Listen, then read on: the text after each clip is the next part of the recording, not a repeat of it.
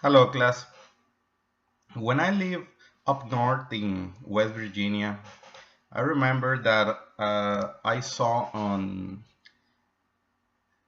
Kroger's and other stores limes and other produce from Mexico, and they were packed as we see in these bags of lemon.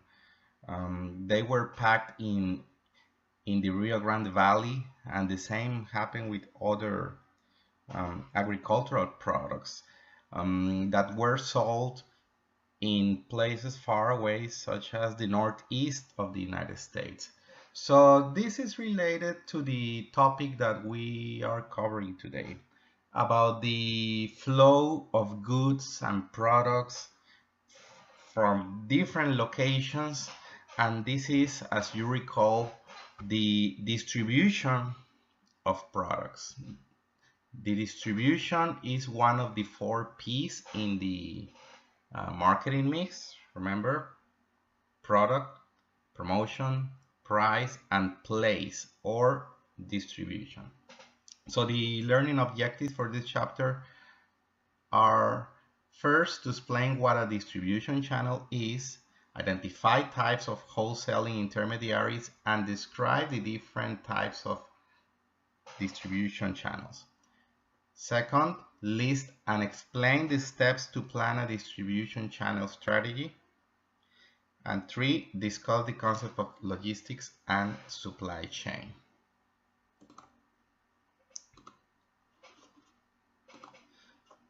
So what is a channel of distribution? Well, let's start with this. It's a series of firms or individuals that facilitate the movement of a product to a final consumer, right? So these are units, business units or entities, organizations that participate in the flow, the distribution, as the name says, of the product from the producer to you as a final consumer. And there are direct channels and indirect channels. A direct channel is that one in which there are no intermediaries. So you have a producer of shoes, for example, and then you purchase as a consumer, as a final consumer, you purchase directly to the shoe producer, to the shoe manufacturer.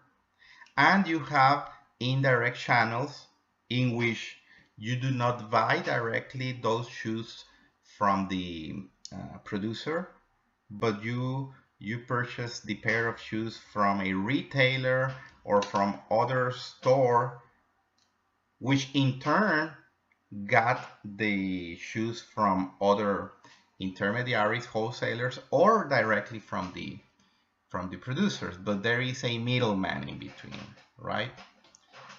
What are the functions that distribution channels serve? First, they provide utility in the form of time, place, and ownership. I'm not going to go over this again. This is something that you should recall from chapter 1. Second, provide logistics and or physical distribution, which is the most salient function or benefits, right? Is physical distribution of something that you do not grow here. For example, avocados, right? Or for example, the smartphones that you use every day. They are not manufactured here in Texas. They are manufactured in China most likely. So that's a distribution that is necessary for the marketing of these goods. They also, distribution channels also create efficiencies by reducing the number of transactions. And what do we mean? What is what we mean by this? I think this is clearly illustrated in this figure 11.1. If you see on the left-hand side, you have number of customers, and if they want to purchase shampoo or batteries and plasticware and lawn care products, you see all these individuals, Susan and Tom, Megan, Will and Bruce, they will have to do several trips to different vendors or establishments if they were not to use intermediaries. If they were not using any middlemen to obtain these products, they will have to go to one place to buy shampoo, to other place to get the tissues, etc. So you have so many transactions, which are all those lines, as compared to what we have on the right hand side, where you have an intermediary, which in this case is Walmart, but it can be any other, of course.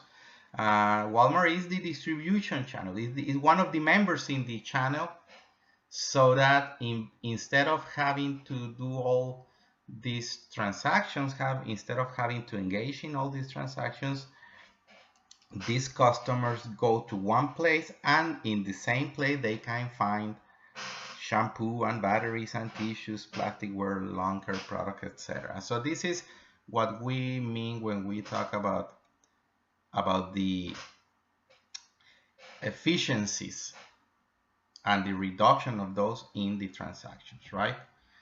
There are other functions which we can call logistical functions. What is what distribution channels members do? They break the bulk. What do we mean?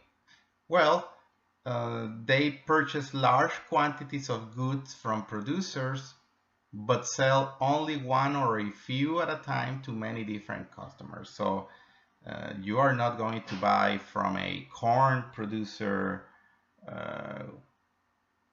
1 ton of corn, right? You're not going to buy large volumes or amounts. So the producer of corn will sell these to wholesalers, intermediaries, who in turn will sell to the retailers, which is where you go to buy just part of that bulk, a smaller fraction, because you don't need so much, right? Or it can work also in a different way. For example, continuing with the example of corn producers, if you have a large demand of corn by a large company like Kellogg's or Post cereal producers, right? They make cereals and cornflakes and all this. Well, they will not get their corn they need for making cornflakes. They will not get it from just one single producer, right? Because it's not enough. They have to buy the production of many farmers, right? So these individual farmers will sell their production to a wholesaler who will accumulate these larger amounts, and this wholesaler will sell the large quantity needed by a big manufacturer, right? Also, another function is that members of distribution channels create assortments.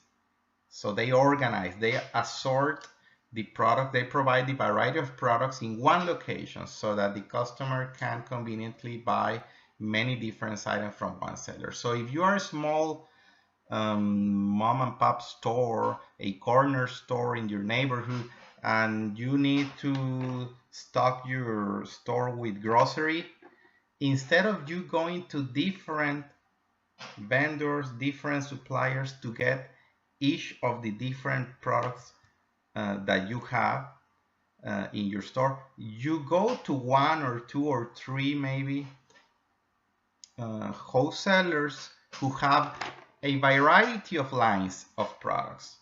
So they will sell you not only one line of product, but they will sell you peanut butter and tomato sauce, and also dairy products and other stuff, but all assorted in 1 or 2 locations, so that you don't have to, one more time, have to do several transactions. So this is another way of benefiting the members of the channel, which is by creating assortments.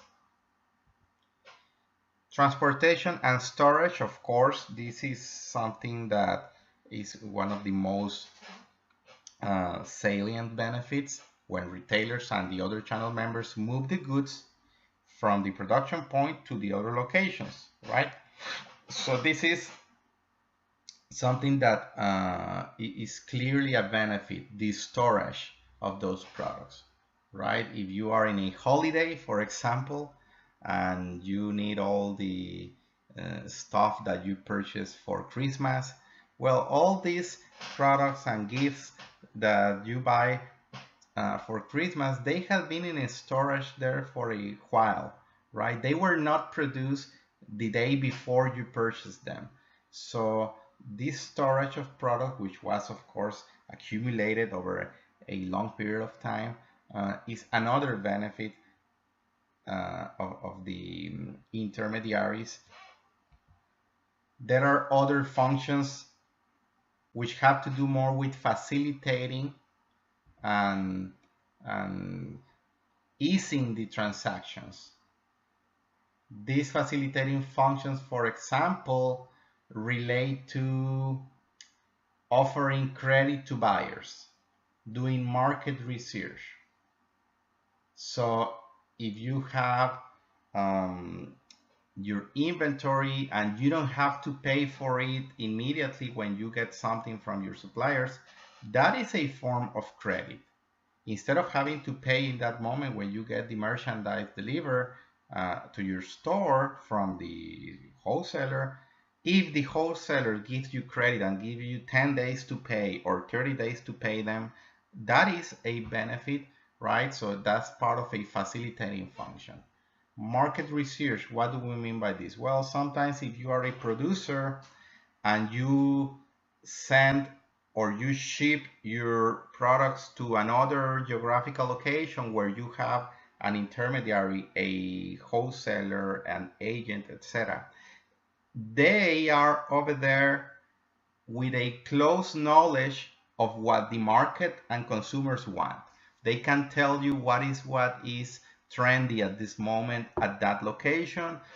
If you are a manufacturer of shoes, right, as in the example I used earlier, well, they can tell you what customers are liking now about styles for shoes, because you are not over there, but they are the ones who are closer to the final customers. So that is a benefit in terms of some sort of market research function.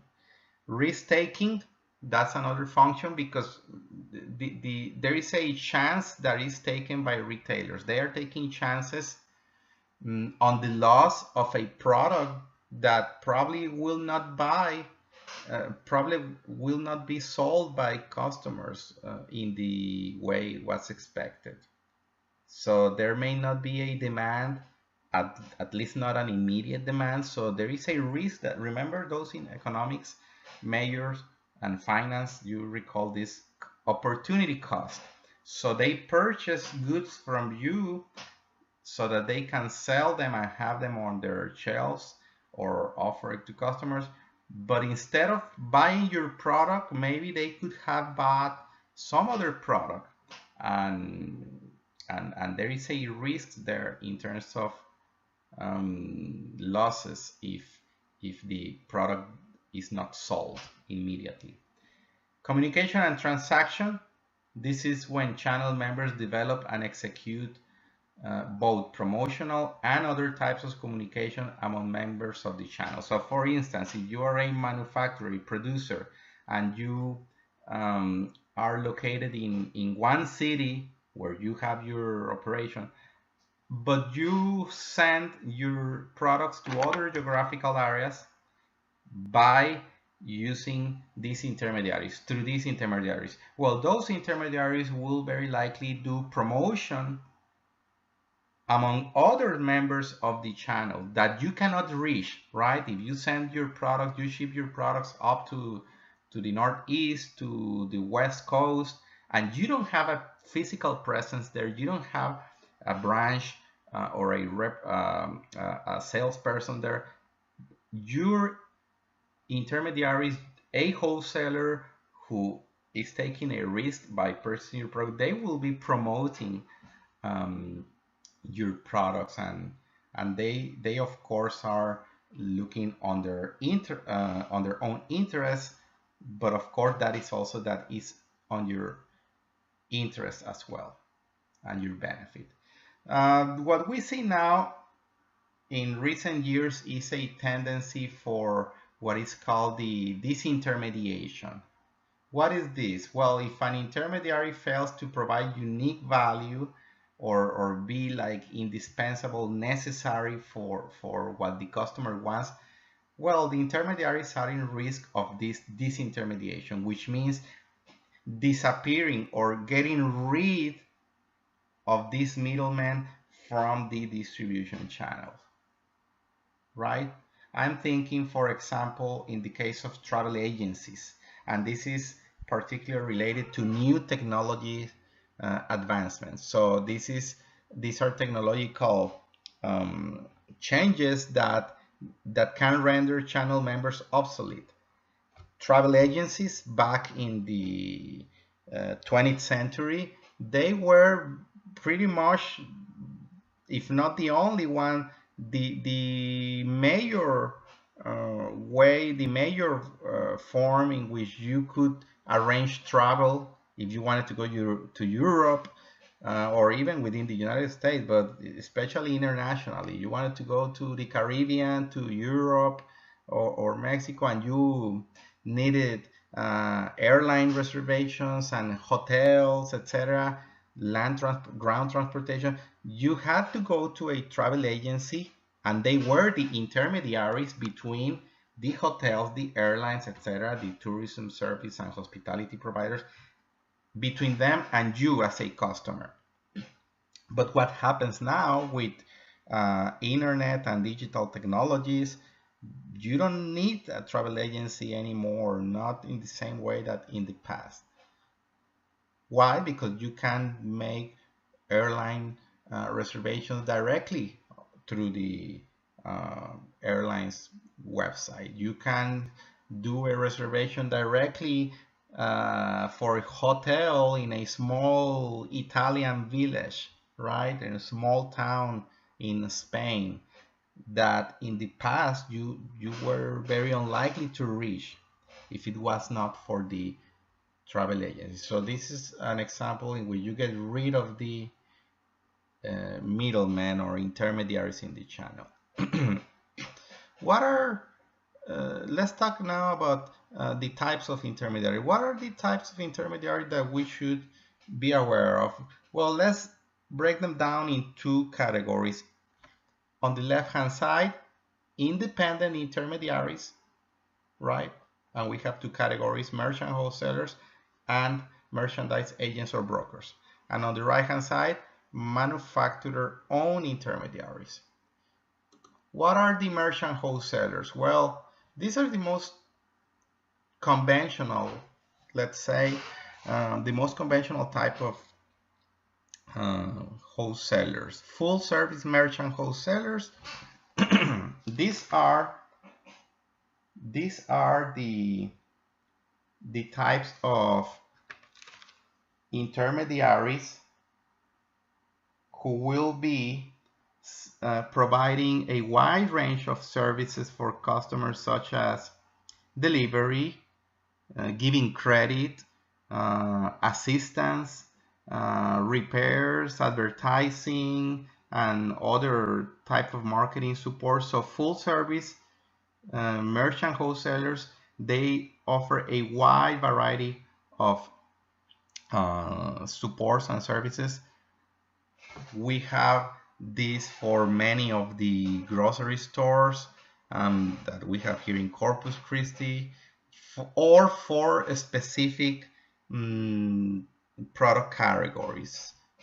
For example, the wholesalers for Budweiser products, beer, is in South Texas, LFN Distributors, and we see their logo here, right?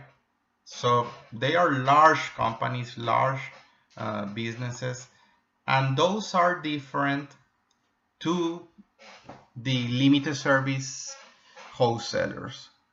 They do not offer all the variety of services, but they offer fewer services to customers. One of these types is the cash and carry wholesalers, right? So these are wholesalers that provide products usually for small businesses customers who go and purchase at the wholesaler's location. Actually, we see now something of this going on with the Sam's Club and Costco, right? These price clubs that not only sell their merchandise for individual final consumers like you or I, but also for small businesses, small restaurant, a small place that needs some items for the restaurant. They go to Sam's Club and they purchase their napkins and cheese or something else that they need on the moment. So that's cash and carry wholesalers. Another type of limited service wholesaler is truck jobbers, right? Truck jobbers also focus on small business consumers, and the distinctive characteristic is that they are, as the name says, they deliver and distribute in trucks. Normally they do distribute fruits, vegetables, perishable items, right? Bakery products. Drop shippers, that's a specific type of limited service wholesaler that is mostly seen in industries such as mining, right? Coal, lumber, oil, and energy. As we see here in this slide, this is a transportation for coal, mineral coal, and usually what they do is that they go to the customer and they place an order, but they do not take possession of the product, of the merchandise. They then give the instructions to the producer to ship or send the product to the customer, but they just kind of place the order and bill the customer. Mail order wholesalers, as the name says, they sell products to either business customers, industrial customers, small and medium-sized businesses, normally in remote areas, right? Because of geographic situation, they use catalogs, right, as the name says, to place orders through mail. Well, it can be nowadays with internet communications through other channels, not necessarily conventional mail, but it relies basically on catalogs. Another type of limited service intermediary is the so-called rack jobbers. And again, this is for a specific type of product. Normally, this is for magazines that you see in the supermarket, right? And that's why it has the name, because they own and maintain the display racks in grocery stores. So they also are common for cosmetics, health and beauty products.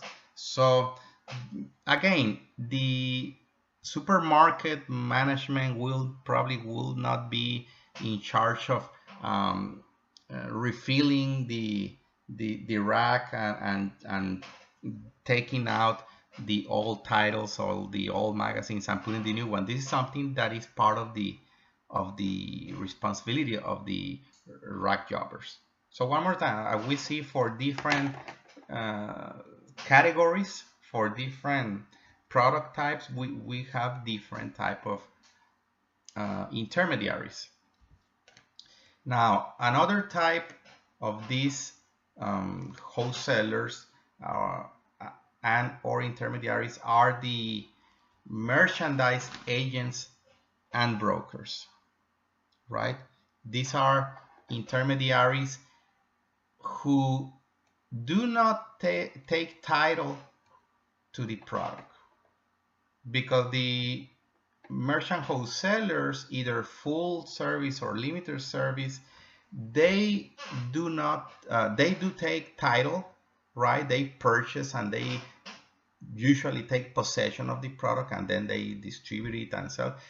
The agents and brokers provide pay services but never take title to the products. They are just representatives, right? They are agents, right? For example, real estate agents, right? They do not own the real estate property, but they are representing, they are agents, and they work through commission, right? That's how they are usually paid, through commission. Commission merchants is one of these categories of agents and brokers. We usually see those in agricultural products, right? We talked earlier about corn, right? Well, they are representatives who go and they are intermediaries between farmers and larger wholesalers, right? You have brokers, especially here in Texas, in the Rio Grande Valley. You have many of these brokers for import and export functions, especially in that case, because of the legal requirements for importing or exporting. Well, you need to have a specialized and knowledgeable and licensed broker for doing these international transactions. And the other type of intermediary is that which is not independent as the merchant wholesalers or the agents and brokers we talked about before. This type of intermediary is manufacturer owned. Manufacturer owned intermediaries, as the name says, these are entities that perform intermediary functions, wholesaling functions, distribution functions, but they are owned and controlled by the manufacturer. For example, as we see here in this picture on your screen, Coca-Cola company, well, they have their own delivery trucks and their own employees. So in the organizational structure of Coca-Cola Corporation, they are a separate business unit, maybe, but they are still part of and controlled by the Coca-Cola company at some point. So they are not independent or autonomous distributors.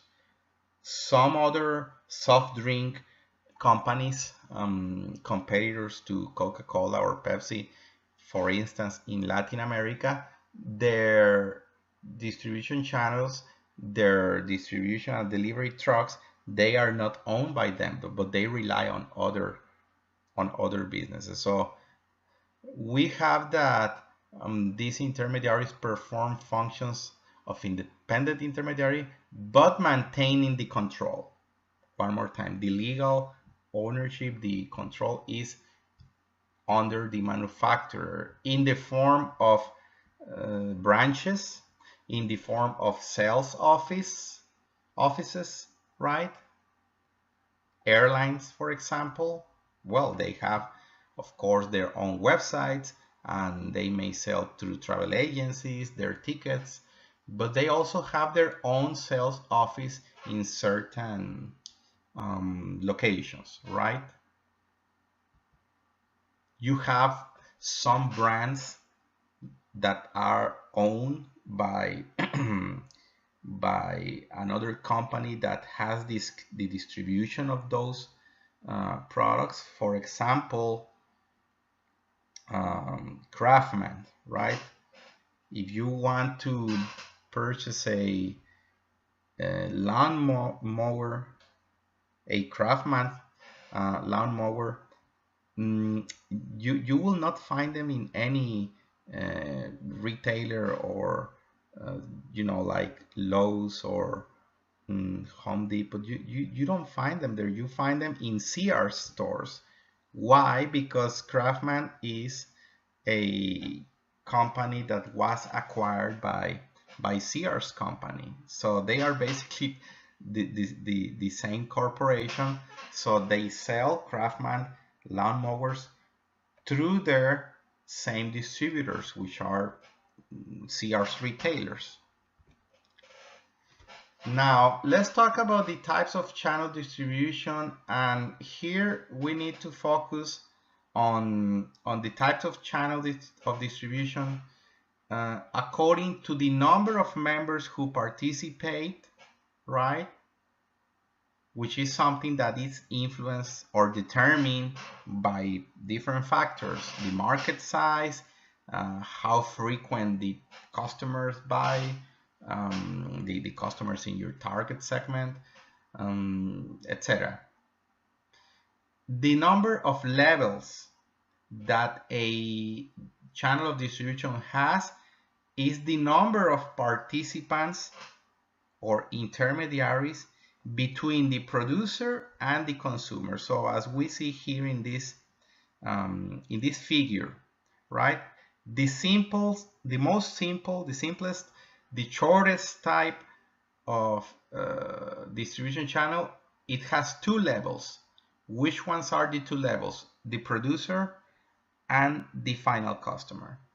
So this most basic channel has two levels, and if you as a producer sell not directly to the final consumer but to a retailer, which in turn sells to the customer, then you have three levels, right? These are the three participants, three levels.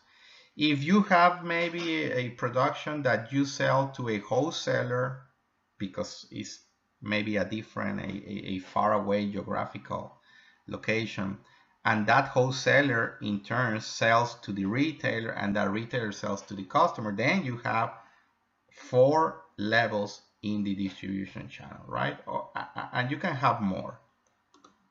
Here we have some examples, right, of some real brands.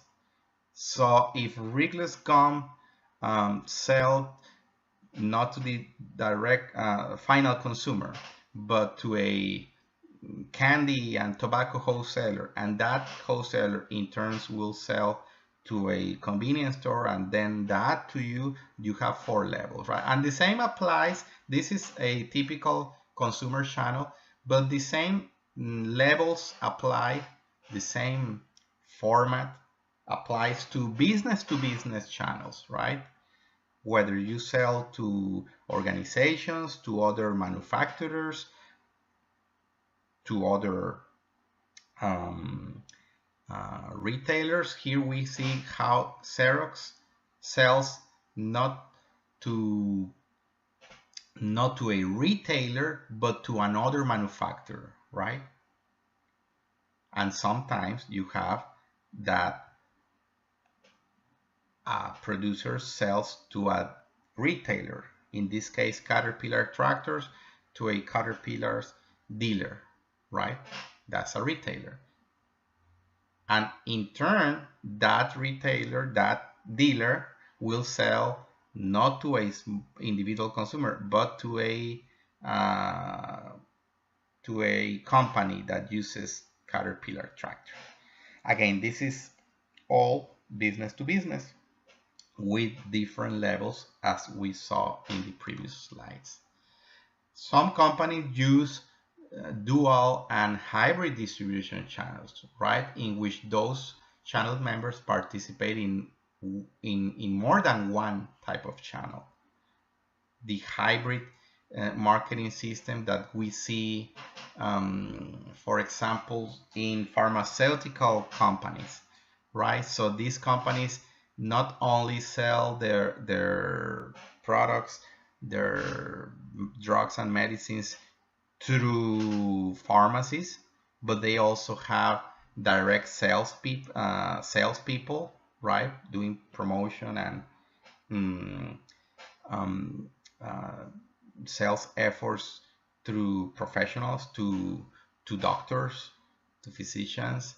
They have their own website, they have direct mail, etc. So this is a mixture or a hybrid approach to using distribution channels. Now, we need to realize that the decisions concerning the distribution channels, they also have an impact possibly on the other elements of the marketing mix, on the promotion, right? On the pricing, on the product decisions. So you may have to determine your communication strategy, your promotion, your advertising, depending on what channels you use for your products. If you sell if you want to distribute your product to Kmart or to some low-key retailer, well, then that's something that will impact the positioning of your product. So you have to adjust and you have to align your integrated marketing communication to that low-key or low price um, type of promotion that you are deciding to follow. The same thing with the price, especially with exclusivity channels, right? Sometimes you have cosmetics, as we see on this slide, cosmetics that are sold at Sephora. And Sephora, as a distribution channel, as a retailer intermediary, they may say, I want exclusivity to distribute your product because I want to have that advantage against other retailers, because I'm so upscale, because I'm targeting a kind of higher end type of customer, and therefore the pricing is according to that high profile, high socio-economic status or level. Well, that has of course clear implications with the pricing strategy, because you have an exclusive distribution, right? You will not find probably Dolce Gabbana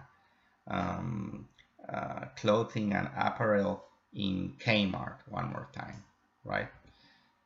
Also, the physical features, the product characteristics, the design of that's something that is related to what distribution channel you will use. If you sell produce that needs to be refrigerated, well, then your distribution channel should have the capability to keep your produce frozen, refrigerated, so that, because it's perishable, right? So again, there are implications regarding distribution channel decisions and the other elements of the marketing mix, the price, the promotion, and the product.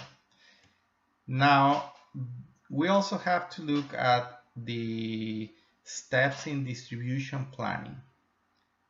These are 4 steps: develop distribution objectives, evaluate internal and external environment influences, choose a distribution strategy, and develop distribution strategy. Let's see one by one. Regarding the objectives, as we have seen in other chapters previously, these objectives, whether they are for pricing, whether they are for segmentation, they depend on what the corporate highest level of planning, the strategic planning, dictates. So the question to ask is, how does your distribution work with the other marketing mix elements to increase sales, profits, market share? What is what you want to increase? If you want to increase profits, maybe your distribution will be more focused and narrow on certain segments through certain distributors that you can charge a premium and higher prices, very exclusive segments of consumers that will yield that profit margin that you want. Sometimes you don't want necessarily profits as your priority, but your priority, of course, maintaining some profit, but your priority is market share. Increase the number of customers relative to competitors' customers. So you want to follow a penetration strategy, being everywhere, being in every corner, in every single store. So one more time, in order to increase market share, you will have a distribution that will be everywhere, using as many intermediaries as possible, as many wholesalers, etc.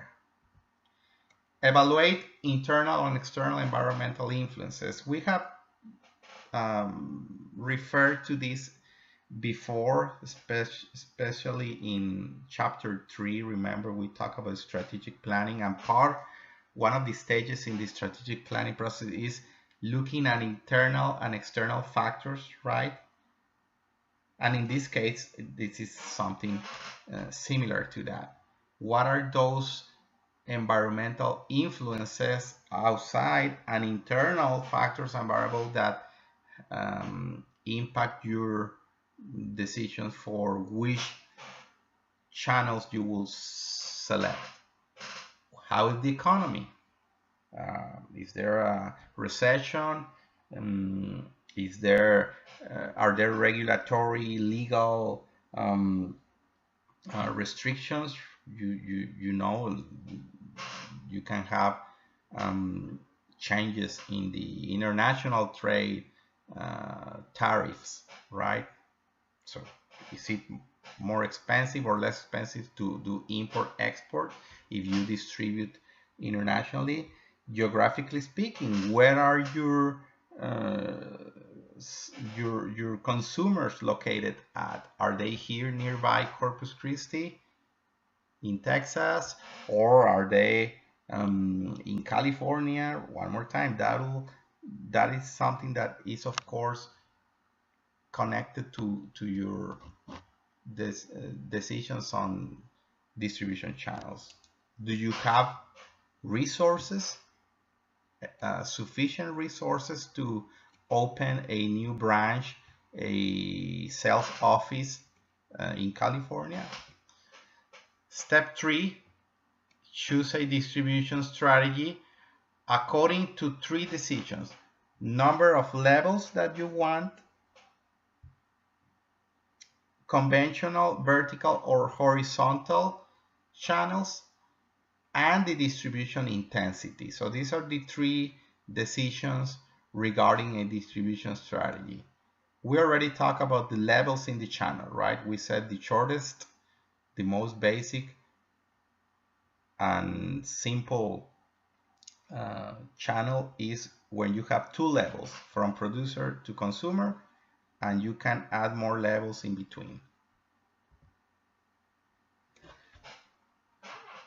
Are you going to choose a conventional system where you have, and again, that's why it's called conventional, because this is the most common, where you have different independent members of the distribution chain? Is that what you want to participate in, or do you want to be in another type of structure, and we will see those other structures. One of these is the vertical marketing system or approach, in which you have a channel where there is a formal cooperation among members, and we have three types of vertical marketing system: the administered system or vertical marketing system, where you have independent channel members working together due to the power of a dominant channel member. Here you have, for example, a powerful manufacturer, and then the other intermediaries, wholesalers, distributors, they work in cooperation, in agreement with this large manufacturer that has power because the product is maybe very good, very popular, everybody wants it.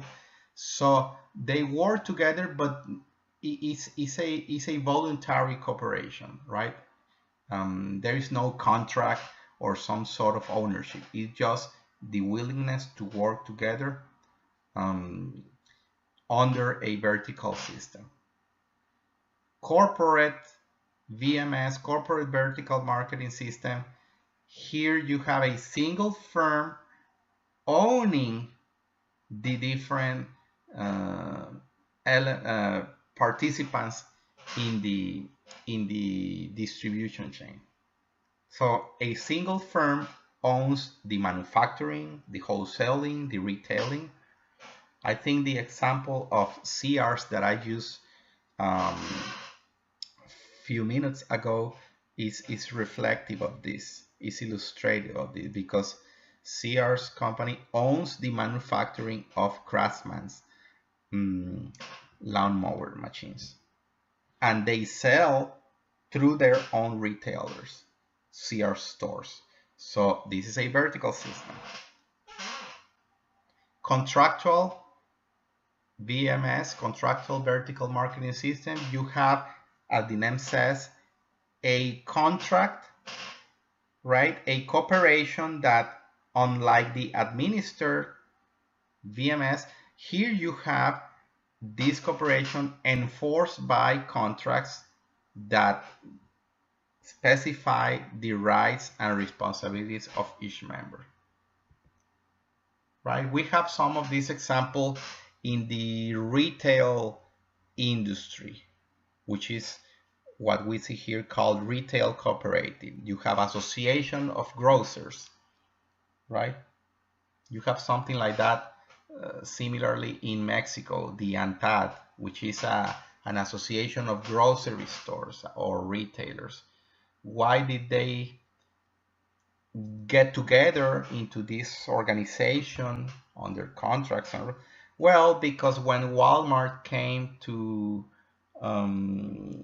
Mexico in the 90s, they gained eventually over the years so much power that the other firms got together in order to counter or disrupt the competitive strategies of the major player, which was Walmart. So kind of to balance the power.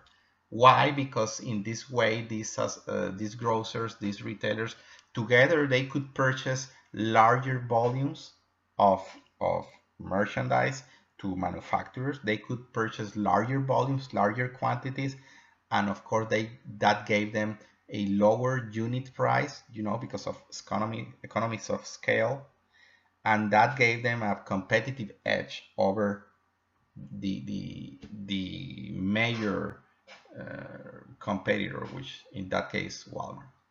Franchises is another example of a contractual vertical marketing system.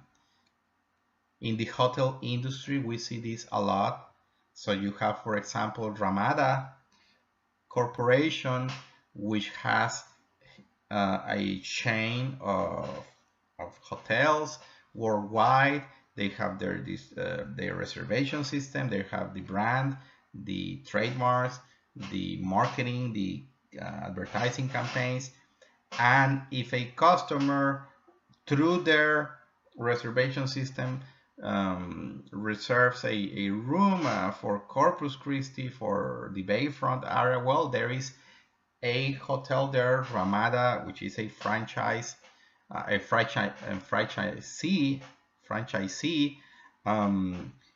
It's an independent company that got into a contract with Ramada so that they carry their brand, their name, and their processes, etc., quality standards.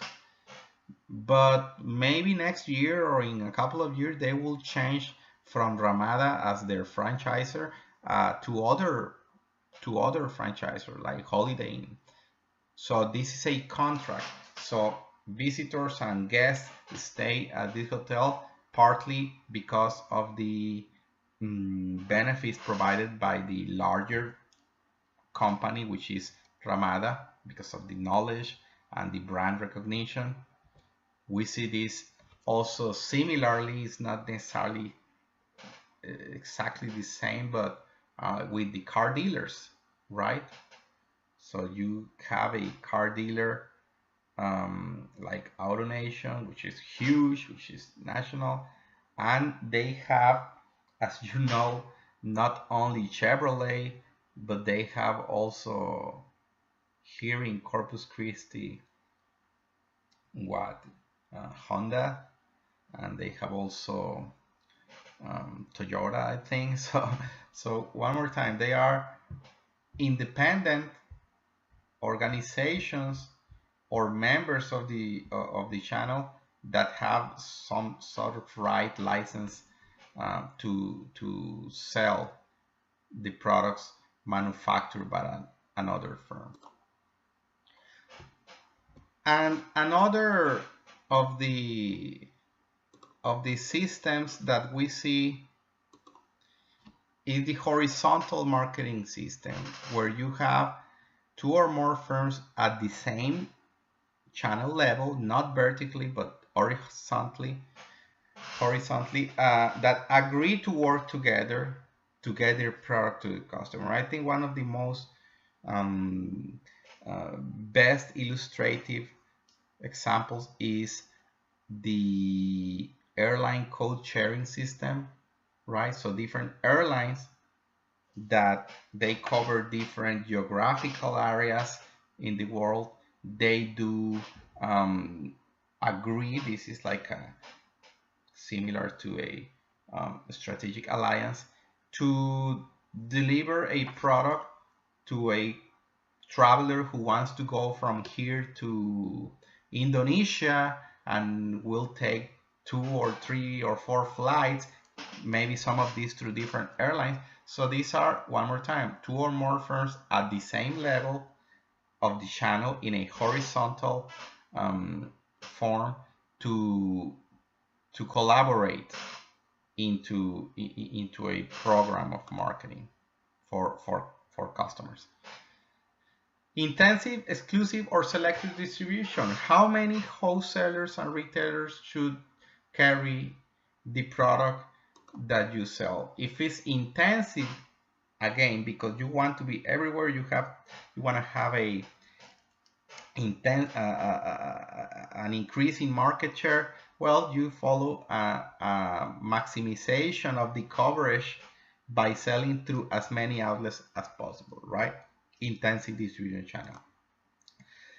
You may have the opposite. You want to have exclusivity and limit the distribution to a single outlet, to a single retailer, to a single boutique or store in a region, because that's part of your broader marketing plan.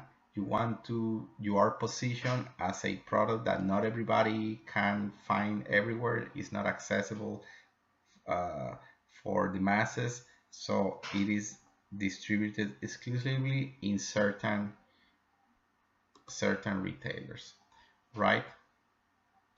And selective distribution that seeks to reach a balance between intensive and exclusive distribution, right? So you're being more selective without going to the extremes. In terms of developing distribution tactics, we need to look at two aspects. First, selecting channel partners. Who you want to be your partners in the distribution channel? Are these intermediaries going to give or yield the economic returns, the financial returns you expect? That's considering the economic side. Are these going to support your strategy against competitors? What you want to do in terms of positioning your brand, is that going to be something you can achieve through these intermediaries you are considering working with? What about the relationship with customers? Are they able to maintain or increase customer service? I mean, do they have, for example, well-trained individuals, staff, employees who will take care of your customer, I mean, the way you want? Are they engaged in sustainability practices, right? Because if maybe your brand focuses or stresses eco-friendly practices, right? In this sustainability approach that many firms are going after now. Are these intermediaries and partners going to be aligned and consistent with that eco-friendly image, green image you want to portray, right? What about managing the channel? You have sometimes situations where that partner is a large retailer, so it has a lot of economic power. You're going to sell to Walmart. Well, Walmart is going to put their conditions. Why? Because it's a leader, it's a channel leader or captain. So they put the conditions, right? In the case of franchises, right? We just talk about that. They have legitimate power because at the root of this word means is because of the law, because they have legal enforcement through their contracts. Legitimate power, that's what we see in the case of franchises. Coercive power, which this means when you have, for instance, the power of deciding which distributors you choose for your product. You give them exclusivity to certain outlets, to certain establishments. Well, if you are in that situation, you have the advantage, you have the power. But if you are maybe the retailer and then the manufacturer has this coercive power because they are the one who can give or take the exclusivity, then I mean that the balance of power changes. Logistic and supply chains means first, logistic is the process of designing, managing, and improving the movement of products through a supply chain, right? And this is connected closely with the concept of supply chain, which is all the activities needed to turn raw materials into product delivered to a customer. Why are these important, these two concepts, logistics and supply chain? Because nowadays, many of the products that we purchase or that we sell as marketers, these are possible because of the conjunction of different participants in this supply and distribution chain. You have products that are manufactured with parts and pieces that are built in opposite parts of the world, right? As we see in all the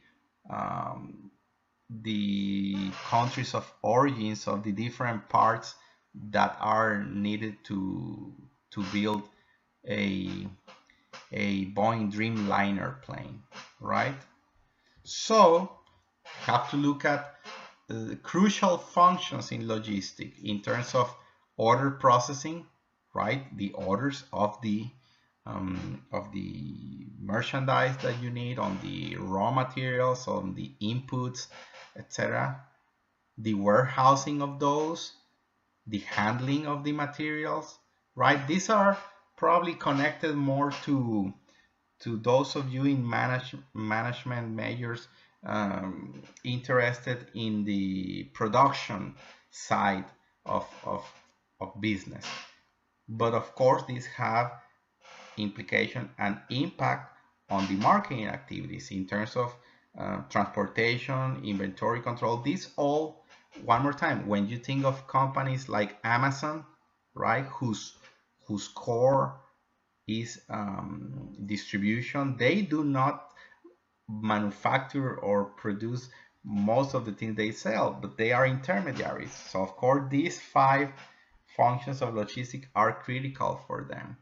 And not only in the case of retailers like Amazon, but in the case of other firms, to what extent you as a participant in the supply chain, you and the distribution chain, to what extent you can exert influence and control over your suppliers, over the contract manufacturers and distributors and the retailers. So these are questions that again have to do with the role of distribution channels. For this chapter 11, we focus on the on the delivery of the goods. We will focus on another part for chapter 12.